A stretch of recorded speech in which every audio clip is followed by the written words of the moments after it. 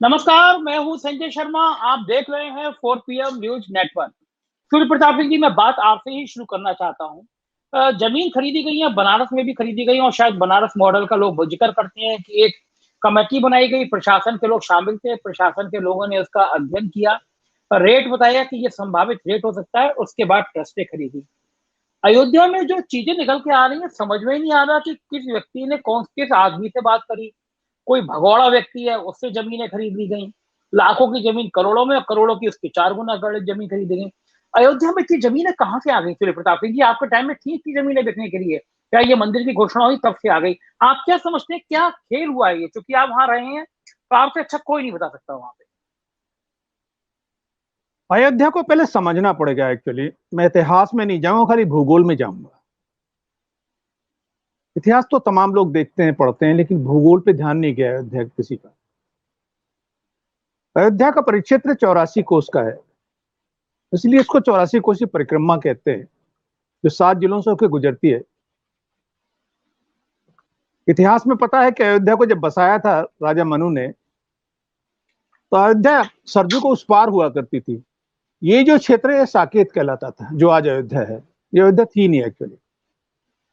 ये आप पटोरी के पुराना इतिहास देख लें। गजेटियर से मैं, क्योंकि वहां कमिश्नर रहा हूं, तो गजेटियर से मैंने देखा है चीजों को।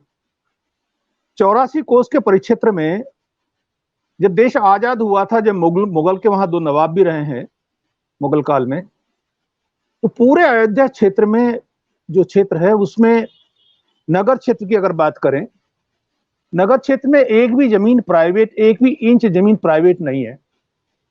मैंने पूरे नगर का सर्वे कराया था, जब मैंने कल्याण सिंह जी ने कहा था कि भाई अयोध्या का विकास करना है, तो हर गली कूचे को मैंने गलियों को घूम के देखा था।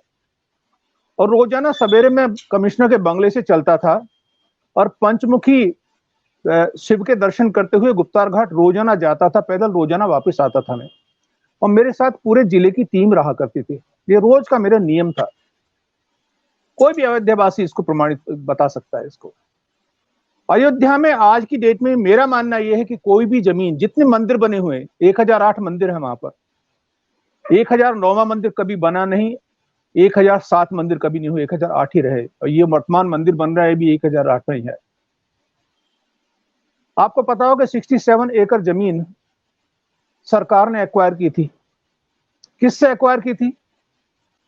वो भी नजुल की जमीन थी जो एक्वायर हुई थी। अभी इस ट्रस्ट ने 2 बड़ी जमीनें ली हैं। मैं उनकी बात नहीं कर रहा हूं जो ट्विटर पे चल रहा है या अखबारों में चल रहा है, उसकी बात कर रहा हूं जो कहीं नहीं चल रहा है। एक फकीर राम का मंदिर है और एक है कौशल्या भवन। पूर्ण रूप से निर्मित निर्मित ये मंदिर हैं, जिनको ट्रस्ट ने ले लिया। उनको पैसा भी दिया और उनको दूसरी जगह मंदिरों को बनाने के लिए बात भी कही कि आपका दूसरी जगह जमीन लेके हम बना के देंगे, ऐसा ही आपको। पूरा अयोध्या का जो जो जो राम जन्मभूमि न्यास है वो 70 एकड़ में करीब में है। अब ये 38 एकड़ और लेना चाहते हैं। तमाम जमीन जो आसपास की है उसमें मंदिर बने हैं या खंडहर हैं, उन सबको लेना चाहते हैं। जब मैंने सर्वे कराया था पूरे अयोध्या का, तो हम चाहते थे कि अयोध्या में एक नई अयोध्या बसे, क्योंकि अयोध्या में कोई रोजगार नहीं है, अयोध्या में कोई यूनिवर्सिटी नहीं है, बड़ा डिग्री कॉलेज एक है बस साकेत, कोई बड़ा अस्पताल नहीं है, बड़ा बस अड्डा नहीं है, रेलवे स्टेशन बड़ा नहीं है। तो जमीन तो चाहिए जिसमें आप छोटा सा आईटी शहर बनवा दें। नई अयोध्या बसाने की हमारी योजना थी। तो जब पता चला कि गुप्तार घाट के पास करीब 30 एकड़ जमीन है, वो भी मैंने देखी हुई, वो भी देख निकाला गया तो नजूल की मिली। आपको याद होगा, मैं सारे आंकड़े इसलिए प्रस्तुत कर रहा हूं कि आंखें खुल जाएंगी लोगों की जब मेरी बात सुनेंगे लोग। तथ्य पता नहीं है लोगों को। 5 अगस्त गत वर्ष जो बीत गया, उसके लिए एक 251 जो कि फुट की मूर्ति बनाने की बात हुई थी। फुट है या मीटर है आई गेस, जो पटेल जी की मूर्ति से बड़ी बनने की बात हुई थी, राम की मूर्ति अयोध्या में गरजू के किनारे। 100 एकड़ भूमि लेने का प्रस्ताव हुआ था। साल निकल गई पूरी, 5 अगस्त आने वाला है, 1 इंच जमीन नहीं ली जा सकी। कारण क्या है? 84 एकड़ जमीन जो महर्षि ट्रस्ट की है, वो भी नजुल की जमीन है। और बाकी के जो किसान जिनको जोत रहे हैं उसमें स्वामित्व किसी को नहीं पता, केवल कब्जा है। खसरा के अंदर वर्ग 4 खा में जो जमीन है वो सब सरकार की नजुल की अवैध कब्जे की जमीन है। जितने मंदिर बने हुए हैं सब नजुल की जमीनें बने हुए हैं, जितने आश्रम मठ हैं सब नजुल की जमीनें बने हुए हैं। और नजुल की जमीन वो है जो विद्रोहियों द्वारा छोड़ी गई थी, एनिमी प्रॉपर्टी थी, जिस पर सरकार का हक हो गया। वो सरकार या तो उसको, एक एक्ट है बहुत पुराना 1882 का, आज थोड़ा सा अगर समय दे रहे हैं तो मैं बता रहा हूं, नहीं तो लोगों को समझ नहीं आएगी बात। नहीं, बहुत बहुत बहुत ये सूर्य प्रताप सिंह जी, हम ये भी समझना क्योंकि हमारे पास दो विद्वान सूर्य प्रताप सिंह जी पत्रकार बैठे हैं। नहीं, सूर्य प्रताप सिंह जी, आपकी जो जानकारी है ये किसी को नहीं पता। मैं ये चाहूंगा कि आप जनता को ये भी समझाएं कि नजुल की जमीन होती क्या है, उसको कौन ले सकता है और कौन बेच सकता है। समझाइए आप। बहुत बहुत एक एक्ट है जो 1882 का है, गवर्नमेंट ग्रांट एक्ट, अंग्रेजों को बना हुआ ग्रांट एक्ट था जो आज भी लागू है। नजुल की जमीन को सरकार किसी को भी दे सकती है पट्टे पे। उसका वार्षिक रेंट होता है, उसका मंथली रेंट भी होता है। कोई व्यक्ति अगर उसका रेंट पे नहीं करता तो सरकार, वो जमीन जो है उसका पट्टा कैंसिल हो जाता है, सरकार में अधिकृत वापिस हो जाती है। अयोध्या में जो अलॉटेड लैंड है गवर्नमेंट ग्रांट अधिनियम 1882 के तहत बहुत कम है। ज्यादातर ऐसी नजुल जमीन है जो अवैध कब्जे में है। ये दो जमीन जिनका अभी सौदा हुआ ये भी अवैध कब्जे वाली थी। इसके खसरा जो वर्ग 4 खा में केवल अवैध कब्जा दर्ज है, कोई स्वामित्व दर्ज नहीं है कि संक्रमणीय या संक्रमणी भूमिधार है, कोई दर्ज नहीं है। ये आपको पता हो, मैंने आपके ही प्रोग्राम में इस बात को खोला था कि 1 भी इंच जमीन अयोध्या में प्राइवेट नहीं है, सारी जमीन नजुल की है। जिसपे मंदिर बने हुए हैं वो भी, जिन पे धर्मशाला बनी है वो भी, सारी परिक्रमा है वो भी, और जो किसान जोत रहे हैं वो भी। ये 84 कोस का जो परिक्षेत्र की बात कर रहा हूं मैं। तो फिर ये जो जमीनों का आदान प्रदान लेन देन जो हो रहा है, जिसमें खरीदारी हो रही है ट्रस्ट की, ये पूरी अवैध है। अगर नजुल सरकार की ही जमीन है तो आप प्राइवेट से कैसे खरीद सकते हो जिससे स्वामित्व नहीं है। अब आपको याद हो कि टंडन जी जब मंत्री थे, नगर विकास मंत्री, ये 1995 की बात है, त्रिपाठी जी बताएंगे, मुझे सन याद नहीं है। तो नजुल की जमीन को फ्री होल्ड करने का एक शासनादेश जारी हुआ था। फिर योगी सरकार जब आई थी, इन्होंने भी 2014 में और 2016 में 2 आदेश किए बोर्ड ऑफ रेवेन्यू के, और 2020 में उनको वापस ले लिया। आज की डेट में कोई भी नजुल की जमीन फ्री होल्ड नहीं कर सकते उत्तर प्रदेश में, क्योंकि ये इसको प्रतिबंधित कर दिया गया। ये अधिनियम नया बना रहे हैं, कैबिनेट में डिसीजन हुआ था, और जब तक नियमावली फाइनल ना हो जाए भी नजुल की जमीन फ्री होल्ड नहीं हो सकती। और आपको पता है कि जब तक नजुल की जमीन फ्री होल्ड नहीं होगी कोई बैनामा नहीं कर सकता, उसका स्वामित्व तो उसको नहीं जाता। तो जितने भी बैनामे अभी तक हुए हैं वो सब इलीगल है, और उसका दायित्व नजुल की जमीन का कस्टोडियन कलेक्टर होता है। अगर कोई जमीन पे कब्जा है, हटवाने का दायित्व कलेक्टर का है। जमीन का इलीगल बैनामा होगा, इसका दायित्व कलेक्टर का है। और मैं आज नहीं तो कल आपको बता रहा हूं, ये जितने भी बैनामे हुए हैं सब निरस्त होंगे, और जिलाधिकारी दोषी ठहराए जाएंगे उसके लिए और दंडित होंगे। क्या आप बात कर रहे हैं? उनको अभी समझ नहीं आ रहा है। सूर्य प्रताप सिंह जी कितनी विस्फोटक बात कह रहे हैं, आपको अंदाजा नहीं है। ट्रस्ट ने वो जो जमीनें खरीदी हैं, डीएम अयोध्या वहां ट्रस्ट के मेंबर हैं। आप कह रहे हैं वो सारे बैनामे इलीगल है।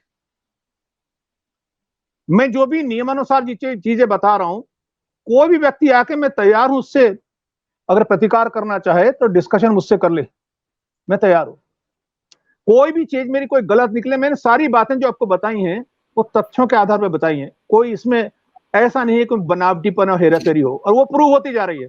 लास्ट टाइम जब मैंने आपसे कहा था कि ये भूमि नजुल की है, आपके प्रोग्राम में सबसे पहले डिस्क्लोज किया था मैंने।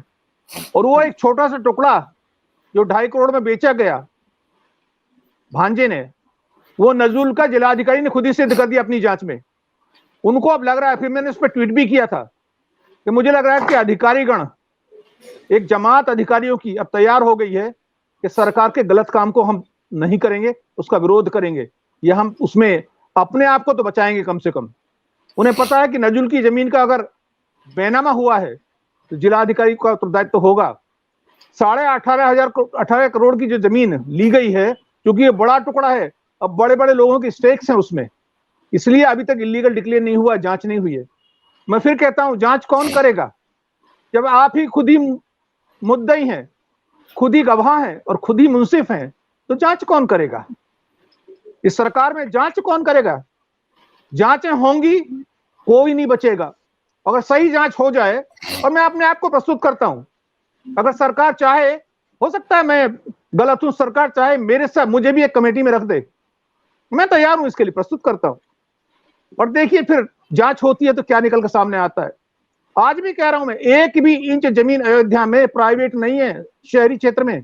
सूर्य प्रताप जी, वो लाइन थी ना कि राम नहीं सकता के फेरों में, राम मिलेंगे शर्वरी के झूठे बेरों में। ये वो राम तो मेरे ख्याल से उस राम का मंदिर तो बन नहीं रहा। वो भगवान राम तो कभी नहीं चाहेंगे कि घोटालों की शुरुआती नींव खुदने से पहले घोटालों की कहानियां सामने आ जाए। उस राम की छवि को आज पूरे देश में, पूरी दुनिया में किस रूप में प्रस्तुत कर दिया इन लोगों ने, और जांच कोई क्यों नहीं करा रहा? क्या लग रहा है सूर्य प्रताप जी, क्यों सब खामोश होकर बैठ गए हैं? मतलब कि देश में कुछ होगा ही नहीं। देखिए, जांच कराएंगे तो भ्रष्टाचारी सिद्ध हो जाएंगे, चाहे सरकार में हो चाहे मंदिर में हो। जांच नहीं कराएंगे तो सब दरी के नीचे छुपा रहेगा। जांच कराते ही चेन रिएक्शन शुरू हो जाती है ना। अब के ये फिर वो फंसा, फिर अधिकारी फंसेंगे, अधिकारी कहेंगे मैंने नहीं किया, नेता फंसेंगे, फिर बीच का दलाल फंसेगा, तो पूरा चक्कर शुरू हो जाता है ना। इसलिए जितना अच्छा है तो उसको दबाना बहुत आसान है। मेन स्ट्रीम मीडिया तो अपने कब्जे में है ही है, प्रिंट मीडिया कब्जे में है, टीवी मीडिया कब्जे में है, कोई बोलेगा ही नहीं। कोई उठा रहा है प्रश्न, क्या जांच होनी चाहिए? कोई मुद्दा हल्का सा उठा के बात खत्म हो जाती है। आप जैसे लोग ही कुछ चिल्लाते रहते हैं, हम लोग चिल्लाते रहते हैं, कोई नहीं उठाता मुद्दा। जांच कैसे होगी? अगर आप जांच करने के लिए आप ट्रस्ट को ही दे देंगे, जांच करेगी ट्रस्ट, अरे ट्रस्ट ने तो घोटाला किया तो जांच ट्रस्ट कैसे कर लेगी? जो दोषी है, अभियुक्त है, वो मुंसिफ कैसे हो जाएगा? उसको अदालत बना देंगे आप? जांच तो इंडिपेंडेंट हो ना। अब ये पूरा ये खुल चुका है पिटारा। और देखिए, हम जैसे आप जैसे लोगों ने आंखें कान खोल रखी हैं। मैं अगले हफ्ते अयोध्या जाने वाला हूं, जा नहीं रहा हूं जानबूझ के, मेरी जाति बवाल हो जाएगा वहां, सारी प्रेस आ जाएगी, कॉन्फ्रेंस बुलाना चाहते हैं वो लोग, अयोध्या का विकास क्या हो, विकास का मुद्दा नहीं रहेगा, घोटाले का मुद्दा बन जाएगा। ये सरकार मेरा जाना भी प्रतिबंधित कर देगी वहां पे। मुझे इसी बात का डर है कि नहीं जाने देंगे, मुझे रोक लेंगे, क्योंकि बवाल हो जाएगा बहुत ज्यादा वहां पे। आपको पता है, मैं यहां से गया था बलिया, जब सरकार ने दरोगा जी से मुझे समन भिजवाया था और मुझे बलिया गया था, मैं अपेक्षा से अधिक मैं खुद ही हैरत में था कि कैसे लोग लखनऊ से लेके फैजाबाद, अयोध्या, अंबेडकर नगर, बसखारी जुड़ते चले गए लोग, और इतना बड़ा काफिला बन गया वहां जाते जाते कि दरोगा को यह कहना पड़ा सर इनको संभालिए, कोविड काल है। तो मैंने यही कहा। सूर्य प्रताप जी, एक बार टोकूंगा, आपने कुछ चीजों में ज्यादती की है। आपको यहां से लेकर बलिया तक लोग स्वागत करने आए और आपने योगी जी को थैंक यू का ट्वीट नहीं किया। उन्होंने देखिए मोदी जी को ट्वीट किया, कितने होर्डिंग लगवाए करोड़ों रुपए के, और आपने एक भी होर्डिंग लगा के कम से कम योगी जी को थैंक यू कहना चाहिए था। आपको ब्रांड बना दे रहे हैं, नेता बना दे रहे हैं वो आपको 7 FIR के बाद में, और आप उनको थैंक यू नहीं कहते, ये तो खराब बात है। मैं तो पीड़ित हूं, मैं थैंक यू कैसे बोल दूंगा? नहीं, जो पीड़ित तो योगी जी, उसको धन्यवाद बोल दूंगा। सूर्य प्रताप सिंह जी, पीड़ित तो योगी जी भी हैं। आप देख रहे हैं, कभी दिल्ली बुला लिए जा रहे हैं, कभी यहाँ पे संघ के लोग आ जा रहे हैं, तब भी वो मोदी जी को थैंक यू बोल रहे हैं। तो आपको नेता बना रहे हैं वो, आपको पूरा देश। आप देखते हैं आपके ट्विटर पे क्या फॉलोइंग बढ़ती चली जा रही है, फेसबुक पे क्या फॉलोइंग बढ़ती जा रही है। तो जो व्यक्ति 7 FIR करके आपको नेता बना रहा है, तो एक थैंक यू तो आपको बोलना चाहिए ना आदमी के लिए। लेकिन मैं नेता बनना तो चाहूं तब ना, मैं तो नेता नहीं बनना चाहता, मैं तो सामान्य अच्छा जीवन गुजारना चाहता हूं। कौन चाहता है FIR दर्ज हो किसी के खिलाफ? और ये FIR पे FIR दर्ज कराते हैं और उसके बाद मुझे प्रताड़ित करते हैं, और आप कहते हैं मैं उनको धन्यवाद दे दूं। तो भाई मैं तो मरता क्या नहीं करता वाली श्रेणी में हूं ना, मैं क्या करूं? मुझे यहाँ बुलाएंगे वहां जाऊंगा, वहां बुलाएंगे वहां जाएंगे, उन्नाव बुलाएंगे उन्नाव जाऊंगा, कानपुर कहेंगे कानपुर जाऊंगा, ऐसे ही दौड़ता रहूंगा मैं। लेकिन मैं एक दृष्टांत दे रहा हूं, जब मैं जा रहा था तो मैंने एक छोटी हनुमानगढ़ी की महन जी से बात की थी। तो मैं आज भी मानता हूं अयोध्या के अंदर केवल 2 और 3 संती हैं, 60% तो वहां का साधु क्रिमिनल है।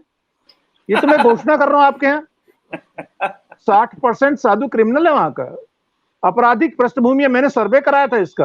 अरे उसी से बचने के लिए आते हैं वो सब, तमाम अरेस्ट वारंट और इस सब से बचने के लिए आते हैं वहां। बिहार से लेके दरभंगा कहां के लोग हैं वहां पे जो छुपे रहते हैं। आप आश्रमों की तलाशी वहां करा दीजिए, तमाम हिडन ऐसे ट्रेजर नहीं, मिलेंगे आपको, खजाने मिलेंगे डाकुओं के, डाकू मिलेंगे आपको वहां अंदर। देखिए वहां और भगवान एक की बात और बता ससुराल है, दूं, आप इस तरह मत कहिए उन लोगों के बारे में। अरे मेरे आराध्य की भूमि है ना, जन्मभूमि है ना मेरे आराध्य की। मेरे नहीं, हनुमान जी लेकिन की भी तो हनुमान गढ़ी है ना वहां जिनको पे। आप क्रिमिनल कह रहे हैं वो भाई सीता जी के मायके से लोग आए हुए हैं, उनको आप ऐसे बताइए अयोध्या में कितने महंत ऐसे हैं जब कुर्सी पे बैठते हैं पीछे राइफल लेके लोग खड़े होते हैं। मैं दिखाऊंगा आपको, चलिए मेरे साथ। महंत हैं, संत को उसको क्या खतरा है? उसके लिए क्यों संगीन वाले लोग चाहिए आसपास घूमते हुए? अब तो महंत संत सब कुछ छोड़ दिया आपने, तो काय की सुरक्षा का खतरा है? लेकिन अयोध्या में है। तो मैं कह रहा था कि छोटी हनुमानगढ़ी के महंत ने एक बात कही थी। मैंने उससे कहा था, महंत जी ये बताइए कि क्या घोटाला हो रहा है? ये तो ट्रस्ट का राम मंदिर बन रहा है, इतना भव्य मंदिर बनेगा, हमें बड़ी खुशी है, हर हिंदू को गर्व होना चाहिए, मंदिर बन रहा है, हमें भी गर्व है।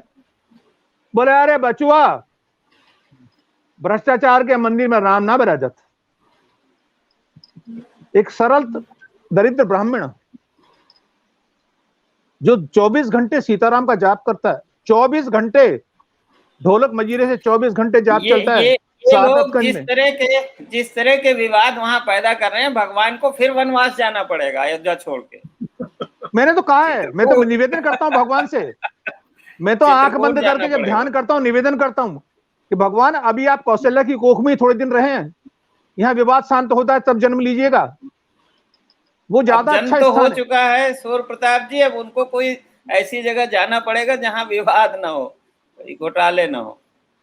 वो तो वो तो चलेगा उनकी सब। मन की मर्जी है ना, उनकी रामलला मन की मर्जी है ना। शंभुनाथ जी मदद करिए भगवान की। इस तरह के नहीं, ये बहुत दुर्भाग्यपूर्ण है, सही दुनिया हंस रही होगी कि जिनको हम लोग आराध्य मानते थे, सुप्रीम कोर्ट ने आउट ऑफ वे जाके विवाद सुलझा दिया, आपको 1500 स्क्वायर फीट के बजाय 70 एकड़ पूरी जमीन दे दिया। और मुसलमानों ने भी इस मामले में देखिए कोई वो नहीं किया, अपनी मस्जिद दूर बना रहे हैं, आपने जहां दिया उतनी दूर जाके चल के बना रहे हैं। तो अब तो सबकी सहमति से इनको एक सर्वमान्य, बल्कि ओरिजिनल स्टैंड में आपको बताऊं, जब पहली यात्रा निकली थी शंभुनाथ जी, मैं था उसमें। मैं इसको 90 से नहीं कवर कर रहा हूं जब मस्जिद गिराई गई, मैं उस समय से जा रहा हूं वहां जब ये लोग नहीं गए थे। मैं 82 से जा रहा हूं, इनका आंदोलन 84 से शुरू हुआ है। जब ताला भी नहीं खुला था। हाँ, ताला नहीं खुला था, ये मुद्दा ही नहीं था, ये आंदोलन नहीं था, वहां एक सिपाही तैनात रहता था खाली उसमें। तो इनका मूल मुद्दा था, जो पहला ज्ञापन इन्होंने दिया था, नारायण दत्त तिवारी की सरकार थी यहाँ पर, कि साहब ये जो जमीन है इसको मुक्त करा करके सनातन हिंदुओं के जो रिप्रेजेंटेटिव संस्था है, क्योंकि हमारे सनातन हिंदुओं में सब बटा हुआ है, कौन किसको करेगा। और निर्मोही अखाड़ा सनातन हिंदुओं की तरफ से एक रिप्रेजेंटेटिव ट्रस्ट है, पुराना पंचायती ट्रस्ट पहले से वो है, और वही उसकी लड़ाई लड़ रहा था। आप देखिए जो 1885 से मुकदमा चल रहा था 150 साल से, वो निर्मोही अखाड़ा ही कर रहा था, वही उसकी वहां पूजा सेवा कर रहा था, उसको तो धक्का मार के इन्होंने बाहर कर दिया।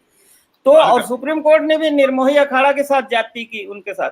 तो इनका ये था कि उनको राम भद्राचार्य को, या जो रामानंदी संप्रदाय के जो सर्वोच्च गुरु हैं, उनको ये जमीन दी जाए। सूर्य प्रताप जी आपकी फाइलों में रहा होगा जब आप कमिश्नर थे फैजाबाद के, कि वो मंदिर का निर्माण कराए। ये संघ ने उस पर कैसे कब्जा कर लिया? संघ जो हिंदुओं के प्रतिनिधि नहीं है, संघ सनातन धर्म में विश्वास नहीं करता, संघ उनको तो अवतार को भी नहीं मानता। संघ तो संघ की किताबों में तो उनको दशरथ के, संघ तो की किताबों में तो वो एक साधारण दशरथ राजा के बेटे हैं। तो वो सनातन हिंदुओं के नहीं थी, तो उनको कैसे उन्होंने हड़प लिया सारी चीज? तो ये तो गलत हुआ है ना, इसमें सुप्रीम कोर्ट के आदेश का गलत व्याख्या करके ये भारत सरकार ने बिल्कुल गलत किया। इसको संघ का मंदिर आप क्यों बना रहे हैं? यही स्वरूपानंद ने कहा कि आप इसको वहां क्या बना रहे हैं? एक पॉलिटिकल संघ तो बेसिकली एक पॉलिटिकल ऑर्गेनाइजेशन है ना, पॉलिटिकल पार्टी के संरक्षक है। नहीं तो काहे को आप लखनऊ में आ रहे हैं पंचायत करने के लिए? क्या मतलब आपसे कौन प्रधानमंत्री हो, कौन मुख्यमंत्री हो? तो बेसिकली ये सनातन हिंदुओं के जो संस्थाएं हैं, जो कुंभ मैनेज करती हैं, जो अखाड़ा मैनेज करती हैं, जो हमारे बद्रिका आश्रम, केदारनाथ और ये सारे आश्रम जो हमारे चारों शंकराचार्य हैं, उनको देना चाहिए। चारों शंकराचार्य मिलकर चलाएं, इसको करें। सूर्य प्रताप जी आपका क्या मत है उन जमीनों को लेकर कि वो जमीनें किस तरह अगर ये लोग खरीदते तो ईमानदारी से खरीदी जाती? कहाँ चूक हुई है क्या? और इसमें क्या सूर्य प्रताप सिंह जी आप बेईमानी भी देखते हैं? कहीं भ्रष्टाचार दिख रहा है आपको इन जमीनों में? मुझे लग रहा है सूर्य प्रताप सिंह की तरह आवाज नहीं पहुंच पा रही। शंभूनाथ सर, ये जो जमीनों का खेल हो गया भगवान राम के नाम पर, और जैसे जैसे चीजें सामने आ रही हैं, इस भ्रष्टाचार की गूंज के दिल्ली तक पहुंच नहीं पा रही है, दिल्ली को समझ नहीं आ रहा। नहीं नहीं, निश्चित तौर पे पहुंच रही होगी, ऐसा नहीं है, पहुंच तो सब रही होगी, लेकिन मुझे लगता है कि आरएसएस ही, चूंकि सब कुछ तो आरएसएस के हाथ में है, तो सरकारें सब जानबूझ के चुप्पी साधे बैठी हुई है। आखिर अब तक अगर इतने आरोप किसी पर लगते, किसी पर व्यक्ति पर, मतलब विश्व हिंदू परिषद का महासचिव कोई भी हो, अगर उस पर आरोप लगा है तो उसको पद से हटा देना चाहिए तत्काल प्रभाव से। भाई उसको भी खुद इस्तीफा दे देना चाहिए कि भाई मेरा तो कोई निजी इसमें लाभ है नहीं, मैं इसमें क्यों रहूंगा, हट जाए। तो वो हट नहीं रहे, ऊपर से वो तो बाकायदा तुर्की बतुर्की जवाब दे रहे हैं, और वो बहुत ही कि अरे आरोप तो लगते रहते हैं, तुम क्या कर लोगे, इस तरह टाइप के। नहीं, आरोप नहीं लगते। आप बेशर्मी के हद देखिए। पहला उनकी प्रतिक्रिया आई थी कि हमारे ऊपर तो महात्मा गांधी की हत्या का आरोप लगा था। ये भी कह दिया कहने का आप क्या कहना चाहते हैं कि हमने महात्मा गांधी की हत्या करवा दी, हमारा क्या बिगाड़ लिया? हाँ, क्या बिगाड़ कहना चाहते हैं आप? और एक तरह से परोक्ष रूप से उन्होंने कहा कि सरकार तो हमारी है। ये भी कितना गुरूर कितना है साहब, हमारे ऊपर तो महात्मा गांधी की हत्या के भी आरोप लगे हैं, हम क्या सफाई क्यों देंगे? पहली प्रतिक्रिया ये थी उनकी। शर्म आनी चाहिए। सूर्य प्रताप सिंह जी, जो ट्रस्ट पूरे दुनिया की निगाह में था, जिस ट्रस्ट पे की जिम्मेदारी थी, क्या पैसे के लालच से फंस गया वो ट्रस्ट? देखिए, अब ये आपको पता है लीगल ट्रस्ट है, ये भारत सरकार के अधिनियम के तहत बना है ट्रस्ट, ये एक्ट बना है इसका विशेष। और जितने भी लोग उसमें नामित किए गए हैं उसमें 3 तो बड़े आईएएस अधिकारी हैं, उसमें जिला अधिकारी हैं, एक उत्तर प्रदेश सरकार के सचिव स्तर के अधिकारी हैं जो उत्तर प्रदेश सरकार नामित करेगी, एक भारत सरकार के संयुक्त सचिव के स्तर के अधिकारी हैं जिनको केंद्र सरकार नामित करेगी, और उस ट्रस्ट के अंदर मुख्यमंत्री भी आमंत्रित सदस्य हैं। उसके जो चेयरमैन साहब हैं उन्होंने अपने आप को अलग कर लिया कि इस विवाद से मैं अलग हूं, मेरा जमीन की खरीद फरोख्त से कोई मतलब नहीं है। जितने अन्य सदस्य हैं सबने अलग कर लिया है, केवल 2 सदस्य हैं जो जमीन की खरीद फरोख्त कर रहे हैं। अब ये दायित्व तो ट्रस्ट की मीटिंग में दिया होगा बोर्ड ने उनको, निश्चित रूप से बोर्ड के अप्रूवल के बाद ही ये जमीनें खरीदी गई होंगी, तो दायित्व तो सारे बोर्ड के सदस्यों का होगा। लेकिन सूर्य प्रताप सिंह जी, बार-बार लोग कह रहे हैं कि वो जो बोर्ड में प्रस्ताव पास किया गया, जिसमें चंपत राय जी को राइट दिया गया और जमीन खरीदी जाए इसका विचार किया गया, वो भी तक ट्रस्ट क्यों नहीं दिखा रहा, वो कॉपी क्यों नहीं मीडिया को दे दे रहा? हाँ, ये बोर्ड ने प्रस्ताव पास किया। अब सब अपनी अपनी गर्दन बचा रहे हैं। देखिए, जो आईएएस अधिकारी हैं, आप जानते हैं कि मौका लगता है कि फंसने का मौका आ रहा है तो वो तो बाहर निकल जाता है सावधानी से, तो मेरा कोई मतलब नहीं। देखिए, वो तो चतुर हैं, वो ऐसा नहीं कि उनका अपने ऊपर ले लेंगे कुछ भी, वो साइन करेगा नहीं आसानी से कोई। हाँ, क्योंकि नजूल की संपत्ति का कस्टोडियन कलेक्टर है, चाहे न करे। सूर्य प्रताप जी, ये बताइए, एक ट्रस्ट है, ट्रस्ट के अपने रूल्स ऑफ बिजनेस होंगे कि भाई हम अधिकार अगर दे रहे हैं तो कौन जमीन कितने की खरीदी जाएगी, किससे खरीदी जाएगी, ये भी तो ट्रस्ट में ही प्रस्ताव पास होगा ना मिनट्स में। ऐसे थोड़ा होगा कि आपको ब्लैंक चेक दे दिया, आप जो पैसा जनता का आ रहा है। ट्रस्ट मीन्स क्या?